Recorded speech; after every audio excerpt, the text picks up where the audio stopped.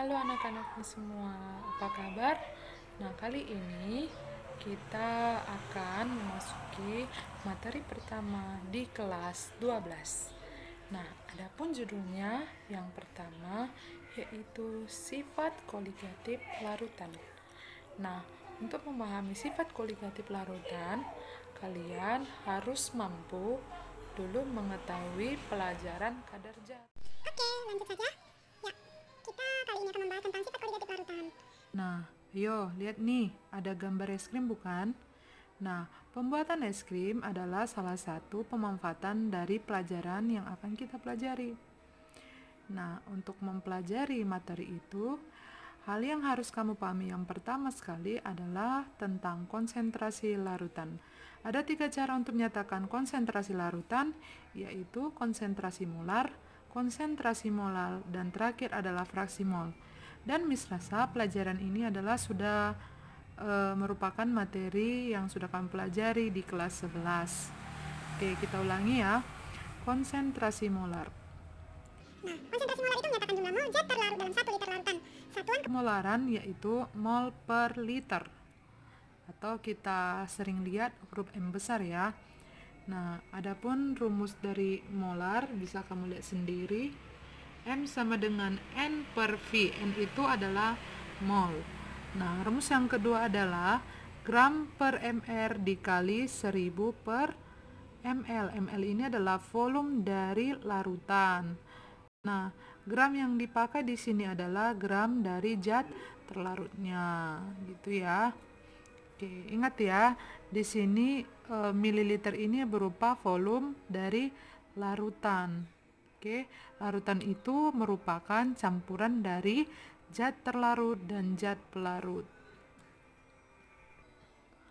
Agar kamu lebih paham, maka misalkan kasih contoh. Oke.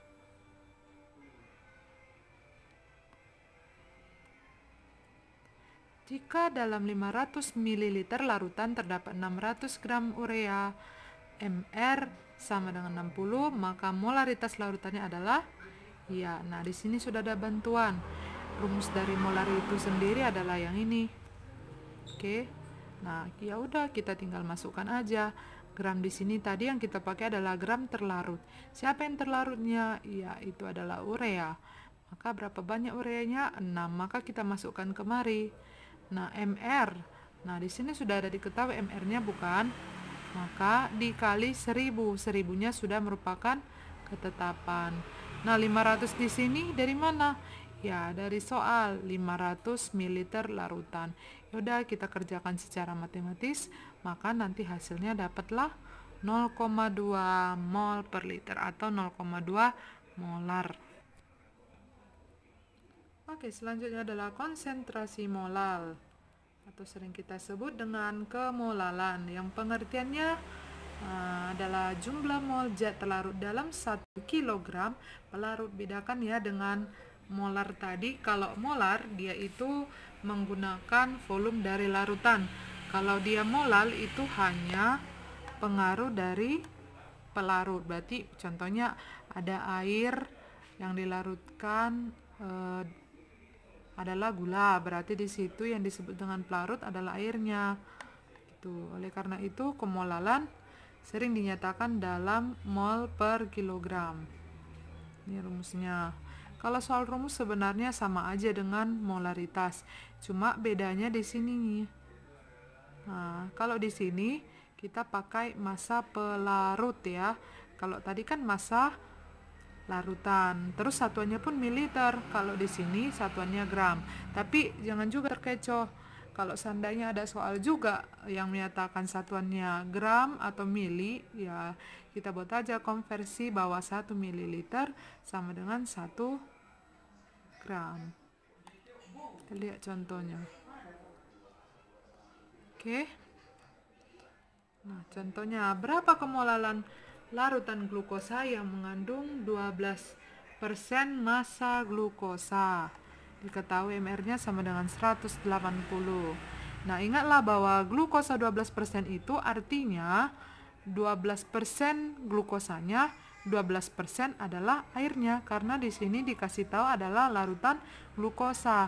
Jadi kalau ada larutan glukosa 12%, nah berarti itu adalah campuran antara air dengan glukosa sendiri. Maka diperolehlah bahwa air atau pelarutnya di situ adalah 88 gram.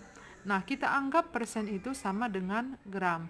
Berarti kalau seandainya glukosanya 30%, berarti pelarutnya adalah 70%, yaitu 100 dikurang 70.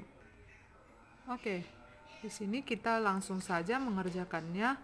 Nah, sama kayak tadi rumus dari molar, gram ini adalah gram yang terlarut, masukkan di sini 12%. 12% ini kita samakan dengan 12 gram. Terus per 180, yaitu dari mr di sini, dikali 1000 per 88. 88 yaitu dari pengurangan larutan glukosa dikurang glukosanya 12%, maka dapat 88%, bukan 88%. Ini sama dengan 88 gram. Maka secara matematis dapatlah dia nanti 0,79 mol per kilogram. Atau bisa juga kita buat satuannya molal. Nah, jadi perlu kamu ingat kembali, untuk mendapatkan massa pelarut air yang tidak diketahui, kita harus selalu memasukkan 100 dikurang gram dari larutan. Oke, kita ambil satu contoh soal, hitung maksimal urea dalam larutan, urea 20%, mr-nya sama dengan 60. Nah, di sini lagi-lagi ada persen. Ingatlah bahwa persen itu sama dengan gram atau mili. Nah, berarti kalau larutan urea 20%, artinya ureanya 20%, airnya adalah 80%. Nah, ini dia. Nah, persen itu nanti kita ganti menjadi gram. Berarti kalau tadi airnya 80%, artinya 80 gram. Nah, maka kalau ditanya, itu maksimal urea, berarti di sini yang ditanya adalah maksimal zat terlarut. Nah, rumus dari maksimal zat terlarut tadi ini kan, N terlarut per N terlarut ditambah N terlarut. Berarti harus kita cari dulu masing-masing satunya ya. Oke. Nah, ureanya dulu. Rumus dari mol tadi kan gram per mr. Gramnya adalah 20, mr-nya 60. Maka dapatlah molnya 0,33 mol. Nah, kita juga harus cari mol dari pelarutnya, yaitu air. Di sini 80 dari yang ini. 18 ini mr dari air. Ya, angka 18 didapatkan dari mr air. Mr air itu adalah H2O. Nah, buka kembali bukunya kelas 1 untuk mencari mr. Maka tinggal masukkan rumusnya. Maksimal urea sama dengan 0,33 per 4,4 ditambah 0,33, maka hasilnya 0,069.